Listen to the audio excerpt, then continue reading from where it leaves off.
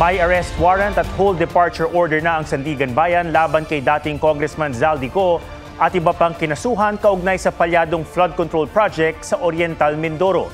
Inirekomenda naman ng Independent Commission for Infrastructure at DPWH na kasuhan ng Ombudsman Sinaco at dating House Speaker Martin Romualdez.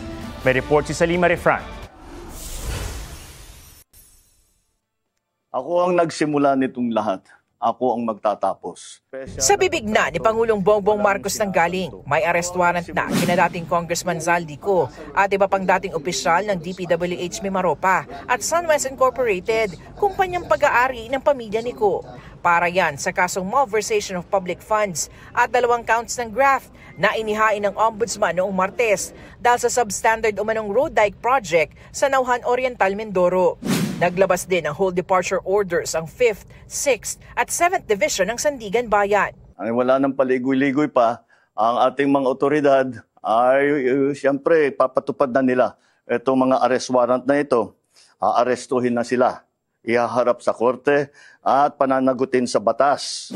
Noong Hulyo pa nasa labas ng bansa si Ko at sa impormasyong nakalap ng DILG, A few days ago nasa Japan siya. Japan? But he has since left. Hindi wala pa kami information kung saan siya nag-landing from Japan. Okay, pero linawin natin, nung umalis siya ng Pilipinas, nag-US po siya. US po, and then Europe, then Singapore, then Spain, then Portugal, then Japan. dahil may arrest warrant na laban kay Ko, mag-a-apply na ang gobyerno ng red notice sa Interpol. May nakapwesto ng tracker teams ang PNP para sa mga aarestuhin. May teams rin daw na pupunta sa mga bahay ni Ko. Pero batid nilang hindi madali ang pagpapauwi, kanselahin man ang kanyang Philippine passport.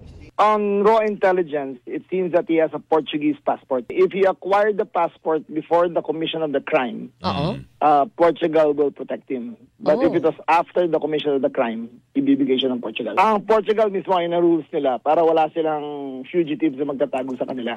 Posibleng managdagan pa ang asunto laban kay Ko. Ngayong inirekomenda ng Independent Commission for Infrastructure at Department of Public Works and Highways sa Ombudsman na ihabla si Ko ng plunder, graft at direct bribery. Pinakakasuhan din nila si late 1st District Representative Martin Romualdez. Siya ang naging speaker from 2022 to 2025. Si former Congressman Zaldico ang napili na Committee on Appropriations Chairman. At ang sinasabi nung referral na to ay dun sa relationship na yon, no, nangyari itong mga iba't ibang kontratang ito.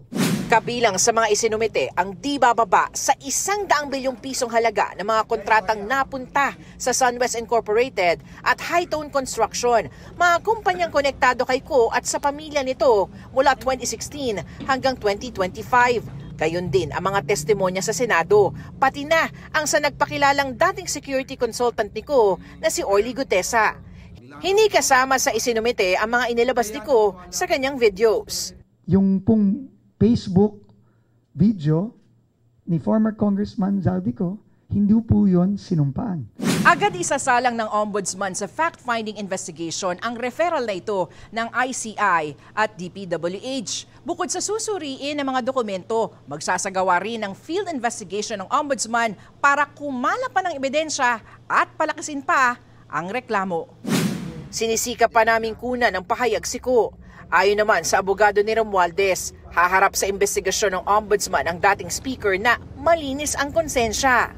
I willingly submitted myself to the ICI's fact-finding process, appeared voluntarily, and remained in the country. Throughout all these proceedings, no sworn or credible evidence has ever linked me to any irregularity. And again, my conscience remains clear. Ang parati kong naririnig from all of the witnesses, they assume regularity, hugas kamay, sa madalit sabi. No? Hindi pwede yun. May sinumpaan kang oath, tapos hugas kamay. You have a responsibility. Of course. Salima Refran, nagbabalita para sa GMA Integrated News.